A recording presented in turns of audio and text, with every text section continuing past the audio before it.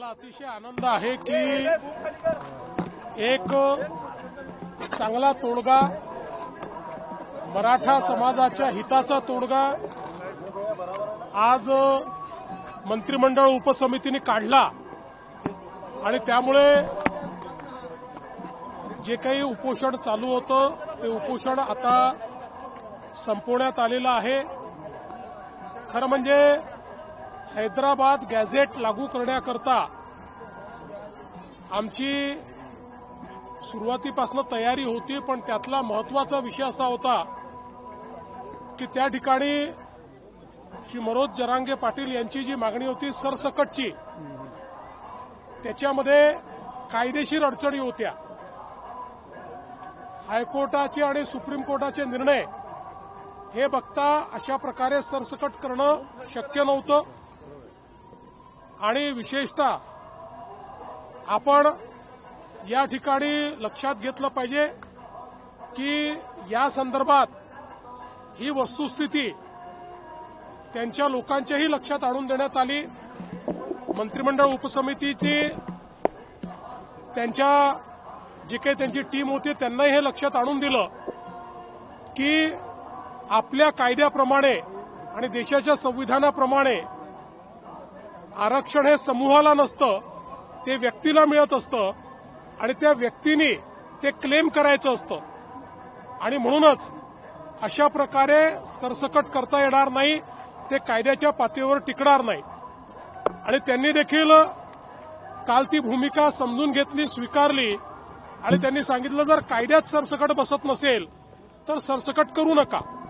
आणि मला असं वाटतं की त्यातनं हा जो काही एक स्टेलमेट होता तो स्टेलमेट मागे झाला आणि पुन्हा त्या संदर्भातल्या चर्चा मंत्रिमंडळ उपसमितीने केल्या, त्याचा GR तयार झाला, त्याच्यात काही बदल होते ते बदल आपण केले आणि तो GR देखील इश्यू झालेला आहे आणि त्यासोबत इतरही काही अनुषंगिक मागण्या होत्या, त्या सगळ्या मागण्या मंत्रिमंडळ उपसमितीने त्या ठिकाणी मान्य केल्या. मराठा समाजाला लाभ होईल आणि बोलतो काही करू नका.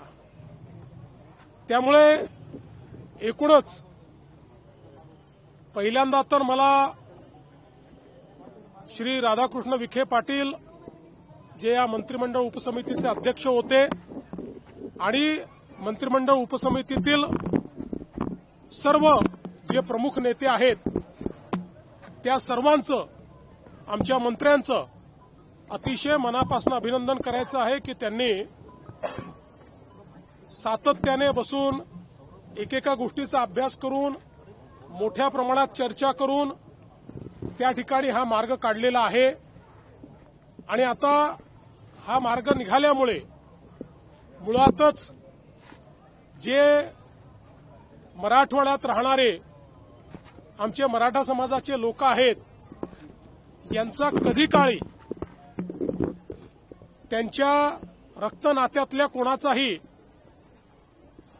कुणबी म्हणून उल्लेख झाला असेल तर त्यांना आपल्याला नियमाने ते सर्टिफिकेट देता येतं आणि हैदराबाद गॅझेटियरमुळे अशा प्रकारची नोंदी शोधणं हे सोपं होणार आहे आणि त्यातनं फॅमिली ट्री एस्टॅब्लिश करून अशा प्रकारचं आरक्षण देता येणार आहे.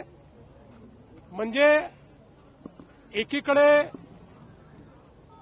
ज्यांना अशा प्रकारचा पुरावा मिळेल त्या सगळ्यांना ते आरक्षण मिळेल आणि जी ओबीसी समाजात भीती होती की सरसकट सगळे अशा प्रकारचं आरक्षण घेतील आणि ज्यांच्याकडे पुरावा नाही तेही आरक्षण घेतील आणि इतरही समाजाचे त्याच्यामध्ये घुसण्याचा प्रयत्न करतील, तर तशा प्रकारे आता या ठिकाणी होणार नाही.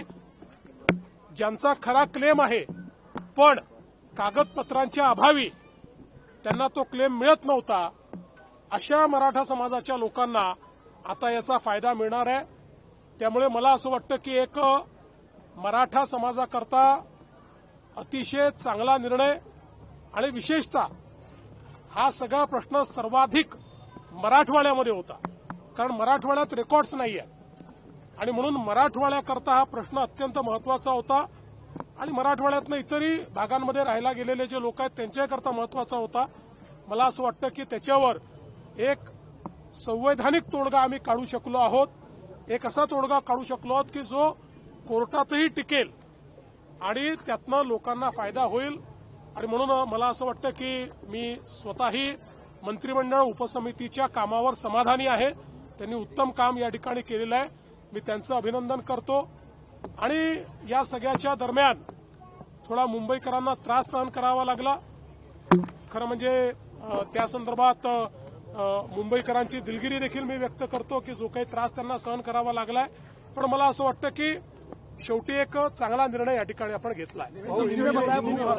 दिवस त्या ठिकाणी तुम्ही होतात, लक्ष ठेवून GR वेळेवरती आले आणि पूर्णपणे व्यवस्थित हे सगळं झालं. आणि तुमच्या नावानं पुन्हा एकदा सांगणार, तुमच्या नावानं हे झालं की मराठा समाजाला तुम्हीच न्याय देण्याचा प्रयत्न केला आणि सोशल मीडियावर सुद्धा तुमच्या नावानं हे येत आहेत की तुमच्याच हस्ते हे झालंय. अभिनंदन केलं. बघा, मी एक गोष्ट सांगतो की सातत्याने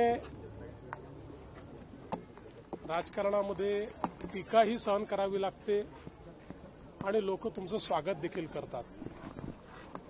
जेव्हा टीका झाली त्याही वेळेस मी विचलित झालो नाही. कारण माझ्यासमोर एकच ध्येय होतं की समाजाला न्याय द्यायचा आहे. आणि तो न्याय देताना दोन समाज एकमेकासमोर येणार नाहीत.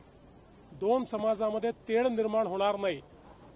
दोन समाजामध्ये याला दिलं म्हणून त्याच्यात अन्यायाची भावना तयार होणार नाही. अशा प्रकारचा निर्णय आपल्याला करावा लागेल, कायदेशीर निर्णय करावा लागेल. आणि म्हणून या संदर्भात जे जे काही कायदेशीर आहे त्याचा सगळा अभ्यास करून आम्ही हा निर्णय घेतलेला आहे. याचं श्रेय हे आमच्या मंत्रिमंडळ उपसमितीला आपण दिलं पाहिजे की ज्यांनी खूप चांगलं काम याच्यामध्ये केलेलं आहे, ज्यांनी खूप मेहनत याच्यामध्ये केलेली आहे. आणि पुढेही ही समिती सातत्याने समाजाकरता काम करेल. मी एक गोष्ट आपल्याला निश्चितपणे सांगतो, मला दोष दिले, शिव्या दिल्या तरीही मी समाजाकरता काम कालही करत होतो, आजही करतो आणि उद्याही करत राहील.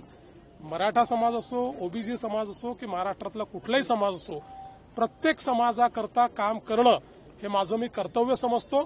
त्या कर्तव्यात कधी शिव्या मिळतात, कधी तुम्हाला फुलांचे हार देखील मिळतात.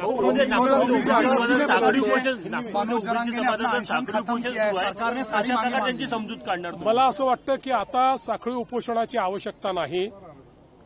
जो काही ओबीसी समाजामध्ये एक समज तयार झाला होता की त्यांचं आरक्षण काढून दुसऱ्या कोणाला तरी देण्याचा प्रयत्न होणार आहे, असं कुठेही झालेलं नाही. त्यामुळे मला असं वाटतं की आता ओबीसी समाजाने देखील या संदर्भात आता सगळी आंदोलनं ही परत घेतली पाहिजेत.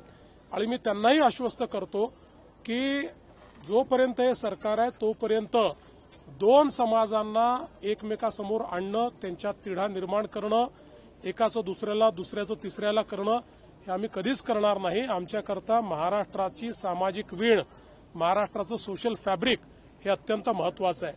या निमित्ताने मी खरं म्हणजे माझे जे सहकारी आहेत, दोन्ही उपमुख्यमंत्री माननीय श्री एकनाथराव शिंदेजी आणि माननीय श्री अजित पवारजी यांचेही आभार मानतो. कारण ज्यावेळेस आम्ही या संदर्भातले निर्णय घेतले त्यावेळेस त्या निर्णयामध्ये हे दोघंही पूर्णपणे माझ्या पाठीशी होते. त्यांनी पूर्ण समर्थन या संदर्भात आम्ही तिघांनी या मंत्रिमंडळ उपसमितीला दिलं होतं. त्यामुळे त्यांचेही मी आभार मानतो. आणि विशेषतः पोलीस प्रशासन असेल, महानगरपालिका प्रशासन असेल, त्याच्यावर खूप ताण पडला. भरपूर अडचणी त्याच्यामध्ये तयार झाल्यात. पण मला असं वाटतं की आता तोही ताण दूर झालेला आहे. माननीय उच्च न्यायालयाने देखील काही नाराजी व्यक्त केलेली आहे. सरकारच्या बद्दलही त्यांनी काही आम्हालाही सूचना केलेल्या आहेत. तर आम्हाला ज्या सूचना केल्या त्याचं आम्ही तंतोतंत पालन करू. आंदोलन करण्याची गरज पडणार नाही का? मराठा समाजाचा जे काही आरक्षणाचा प्रश्न होता तो सुटलेला का? आधी 10% आणि आता त्यांची मागणी नाही. मला असं वाटतं की आता कोण काय करणार याच्याबद्दल तर मी बोलू शकत नाही. पण जे काही प्रश्न आहेत ते प्रश्न सोडवण्याचा आमचा प्रयत्न आहे. मराठा समाजाला जे जे देता येतील ते आम्ही यापूर्वी दिलंय. आपल्याला कल्पना आहे, मी मुख्यमंत्री असताना पहिल्यांदा आपण आरक्षण दिलं. त्यानंतर मग त्याच्यामध्ये ते हायकोर्टात टिकलं, सुप्रीम कोर्टात टिकू शकलं नाही. परत शिंदे साहेब मुख्यमंत्री झाले तर आपण त्या ठिकाणी आरक्षण दिलेलं आहे.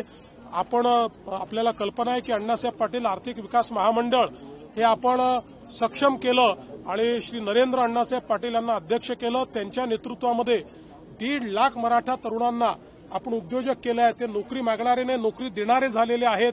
आपण सारथीची निर्मिती केली. सारथीमुळे आज IAS, IPS किंवा MPSC मध्ये किंवा सगळ्या स्पर्धा परीक्षांमध्ये मराठा समाजाचा टक्का त्या ठिकाणी आपण वाढवलेला आहे.